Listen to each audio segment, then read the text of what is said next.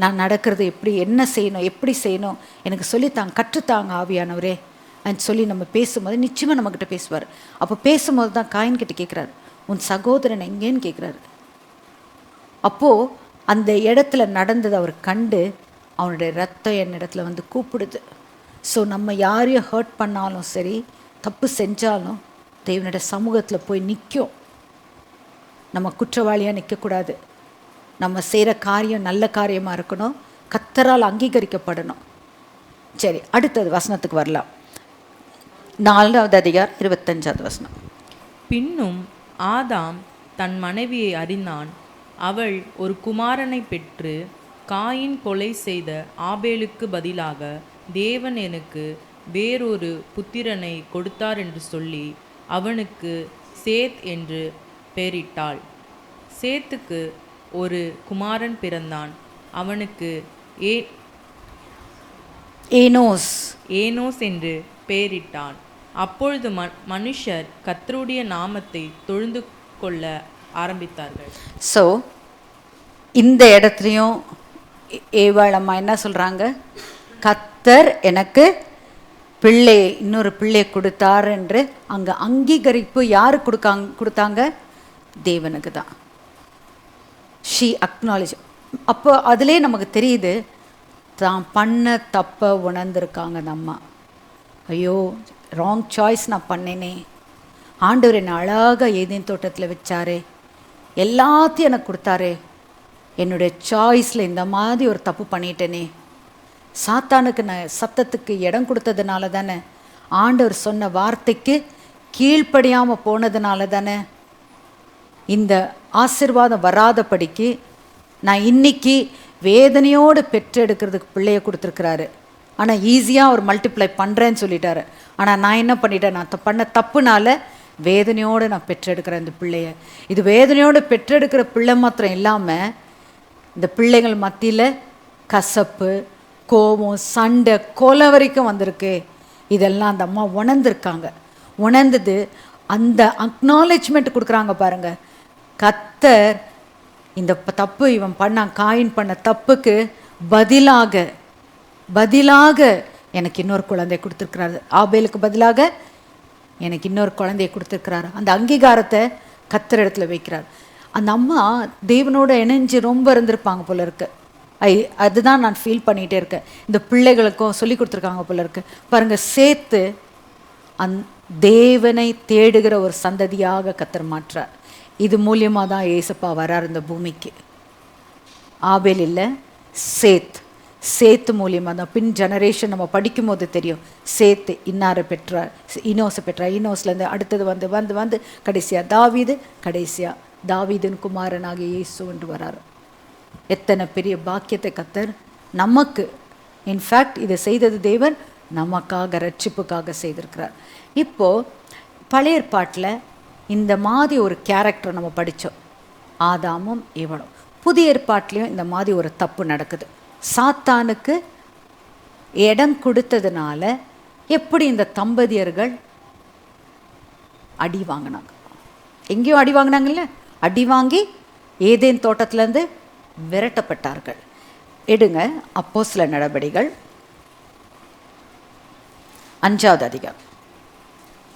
அதில் 4வது அதிகாரம் 36லேருந்து வாசிங்க.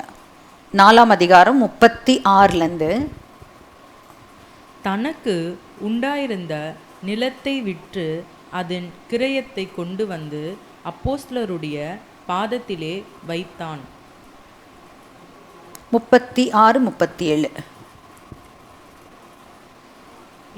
யோசேப் என்ற ஒரு லீவாய்ட் சிரஃபஸ் என்ற இடத்துலேருந்து பர்னபா வந்து, அவருடைய பேர் என்னன்னா சன் ஆஃப் என்கரேஜ்மெண்ட். சீப்புரு தீவானும் லேவியினும் அப்போஸ்தலராலே ஆறுதலின் மகன் என்று அர்த்தங்கொள்ளும் பர்னபா என்னும் மறுபேர் பெற்றவனுமாகிய யோசே என்பவன் தனக்கு உண்டாயிருந்த நிலத்தை விற்று அதன் கிரியத்தை கொண்டு வந்து அப்போஸ்தலருடைய பாதத்திலே வைத்தான். இந்த மாதிரி ஒரு ஊழியக்காரர் இருந்தார் புதிய ஏற்பாட்டில், கர்த்தருடைய பாதத்தில் வைக்கிற ஒரு மகன். அப்படியே படிங்களா 5:1 எப்படி ஒரு கெட்டவங்க இருந்தாங்கன்னு பாருங்க. அனனியா என்னும் பேருள்ள ஒருவன் அவனுடைய மனைவியாகிய சிப்பிராலும் தங்கள் காணிக்கையாட்சியை விற்றார்கள். ஸோ இவங்களும் விற்றாங்க, இவங்க கப்பலும் விற்றாங்க. இவங்க விற்றது எப்படி? பர்னபா எடுத்துகிட்டு வந்து அப்போஸ்தலருடைய பாதத்தில் வச்சாங்க. வேற இவங்க என்ன பண்ணுறாங்கன்னு பாருங்க. தன் மனைவி அறிய அவன் கிரியத்திலே ஒரு பங்கை வஞ்சித்து வைத்து ஒரு பங்கை கொண்டு வந்து அப்போஸ்தலருடைய பாதத்திலே வைத்தான். பேதுரு அவனை நோக்கி, அனனியாவே, நிலத்தின் கிரியத்தில் ஒரு பங்கை வஞ்சித்து வைத்து பரிசுத்த ஆவியினிடத்தில் பொய் சொல்லும்படி சாத்தான் உன் இருதயத்தை நிரப்பினதென்ன? இதுதாங்க நம்ம ஒவ்வொருத்தருடைய வாழ்க்கையிலையும் செய்கிறது. சாத்தான் இதுதான் செய்கிறான். நம்ம எல்லாம் நினைக்கிறோம் அதி புத்திசாலி, நம்ம பேசுறது நம்ம செய்கிறது பர்ஃபெக்ட்னு நினச்சிட்டு நம்ம செய்கிறோம். ஆனால் தேவனுடைய பரிசுத்த ஆவியானவர் எப்படி அந்த இடத்துல பேதுருவின் மூலமாக அனனியாவிடத்தில் பேசுகிறாரு.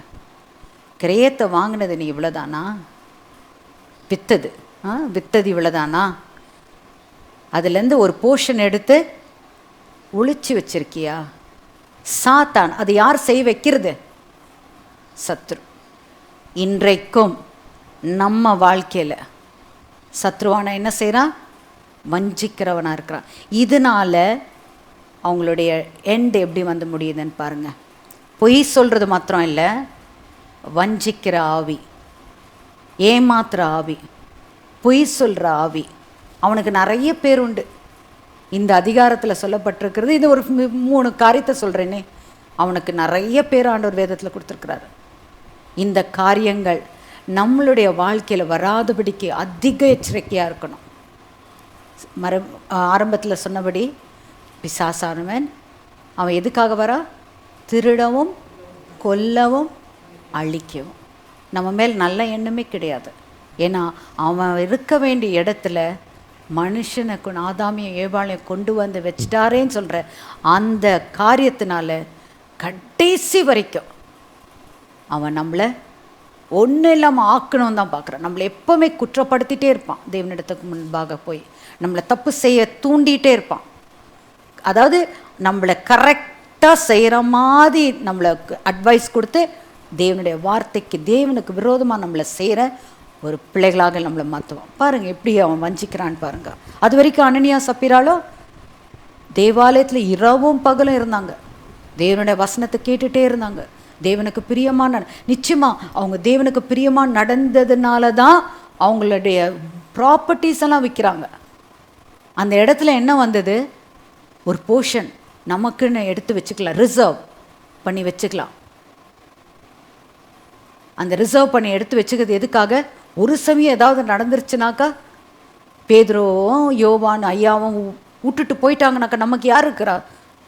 அதனால இந்த படத்தை வச்சு நம்ம லைஃப்பை லீட் பண்ணலாம். ஸோ அவங்களுடைய தாட்ஸ் அந்த மாதிரிலாம் ஓடி இருக்கும். ஓடினால தான் ஒரு போர்ஷன் எடுத்து ஒழிச்சு வச்சுக்கிட்டாங்க. ஒழிச்சு வச்சுக்கிட்டு என்ன பண்ணுறாங்க? நல்லவங்களாட்டம் நடித்து தேவனுடைய மனுஷனாகிய பேதுருக்கு முன்பாக வந்து நிற்கிறாங்க. அந்த நேரத்தில் பரிசுத்த ஆவியானவர் சொல்கிறாரு, நிலத்தை விற்றது இவ்வளோதானா? ஒரு போர்ஷனை எடுத்து ஒழிச்சு வைக்கிறதுக்கு சாத்தான் உங்கள் தூண்டினப்போ நீங்கள் ஏன் அவனுக்கு இடம் கொடுத்தீங்க? எப்படி தேவனுடைய வார்த்தை வருது பார்த்தீங்களா? வாசிங்கம்மா. அதை விற்கும் முன்னே அது உன்னுடையதாய் இருக்கவில்லையோ? அதை விற்ற பின்பு அதன் கிரியம் உன் வசத்தில் இருக்கவில்லையோ? நீ உன் இருதயத்திலே இப்படிப்பட்ட எண்ணங்கொண்டதென்ன? நீ மனுஷரிடத்தில் அல்ல தேவனிடத்தில் பொய் சொன்னான் என்றார். வாசிங்க. அனனியா இந்த வார்த்தைகளை கேட்கவே விழுந்து ஜீவனை விட்டான்.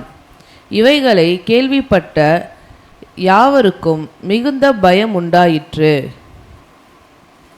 வாலிபர் எழுந்து அவனை சேலையில் சுற்றி வெளியே எடுத்துக்கொண்டு போய் அடக்கம் பண்ணினார்கள். ஏறக்குறைய 3 மணி நேரத்துக்கு பின்பு அவனுடைய மனைவி நடந்ததை அறியாமல் உள்ளே வந்தாள். பேதுரு அவளை நோக்கி, இவ்வளவு தானா விற்றீர்கள்? நிலத்தை இவ்வளவு தானா விற்றீர்கள்? எனக்கு சொல் என்றான். அவள், ஆம், இவ்வளவுதான் என்றாள். பேதுரு அவளை நோக்கி, கர்த்தருடைய ஆவியை சோதிக்கிறதற்கு நீங்கள் ஒருமனப்பட்டதென்ன? இதோ உன் புருஷனை அடக்கம் பண்ணினவர்களுடைய கால்கள் வாசற்படியிலே வந்திருக்கிறது, உன்னையும் வெளியே கொண்டு போவார்கள் என்றான்.